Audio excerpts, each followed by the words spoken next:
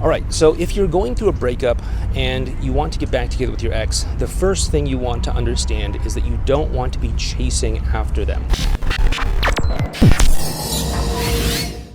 Hey there, it's Clay with modernlove.life, and in this video we're going to be talking about some advice here for people that are maybe just newly broken up or maybe just haven't learned this important lesson yet, and that is that when you're in the process of getting back together with your ex, the first thing you want to make sure that you understand is that chasing them is not going to be incredibly helpful for you. And we want to make sure that we're not doing that, because chasing kind of creates a certain energy that says, okay, hey, maybe you're wanting some degree of space, maybe you're wanting something, maybe you just don't want to be around me for whatever reason. And if that's the case, then when you start chasing them, when you start contacting them, far too often, or when you beg or plead, or when you make some sort of grand romantic gesture or something, you're sort of invalidating that need that they have for space, for distance away from you.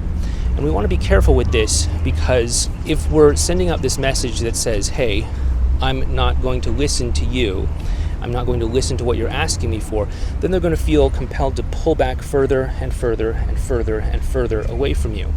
And if that's what they're doing, then you're really doing more damage to yourself than good, because obviously if the two of you aren't connecting on that emotional level, then you're going to create more of a divide between the two of you, and it's going to cause more challenges and more difficulties in actually getting back together and getting that relationship to work. So we really want to be sending this strong message of, hey, I get you, I understand you. So if you are in that place of what we would call damage control mode, where you're acting from a place of panic, anxiety, fear, etc., maybe doing things, acting desperately, needy, things like that, then what we want to do is we want to get our emotions right first, so that we're not in that chasing sort of energy. And then the second thing that we want to do is we want to start to try as best we can to project this energy, this sentiment, this feeling of, hey, you know what? That's fine if you need a little bit of space right now.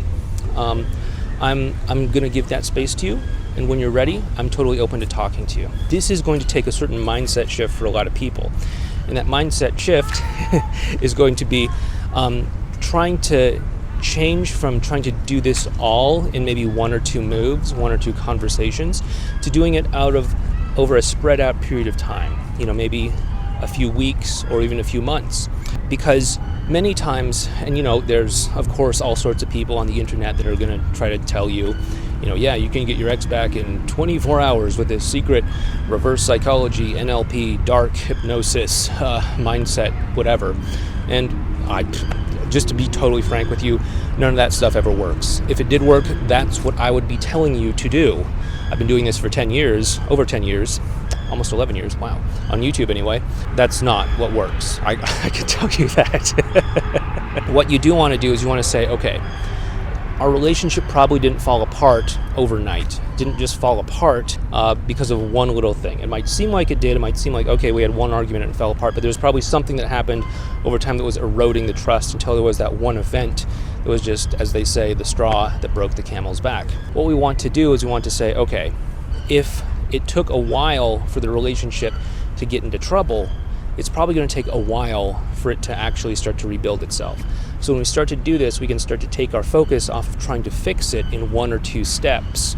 And instead we're playing the long game of saying like, okay, let me just show them that it's safe to interact with me. It's safe for them to just have a nice, easygoing interaction with me, for us to just enjoy spending time with one another without any sort of ulterior motive or ulterior hidden agenda. As that happens, they'll start to build more trust in me. And as that happens, they'll start to get closer to me. And as that happens, they'll want to spend more time with me.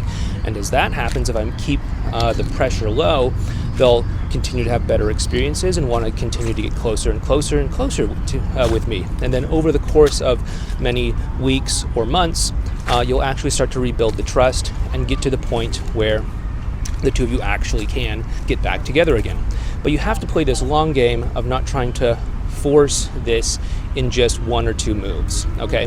The main thing in all of this is learning how to just keep that centeredness within yourself. Understand that a lot of people have been on this path before. You can do this. You're definitely not the first person to do this. I've worked with, I don't even know, countless people over the years that have been able to have some sort of success with their relationship, saving their relationship, getting back together, going on forward to get married, start families, etc. You can do this, okay? But you gotta be willing to slow down a little bit. You gotta be willing to take it one step at a time, and you gotta be willing to work at this one moment to the next. Anyway, the next thing I think that you should do in order to start working on all of this is to learn what we call advanced relational skills. These are specific skills that actually help you to build a stronger connection and a stronger bond with your ex. You can find a playlist on those right over here. Anyway, once again, my name is Clay. Take care, and I'll talk to you in the next video.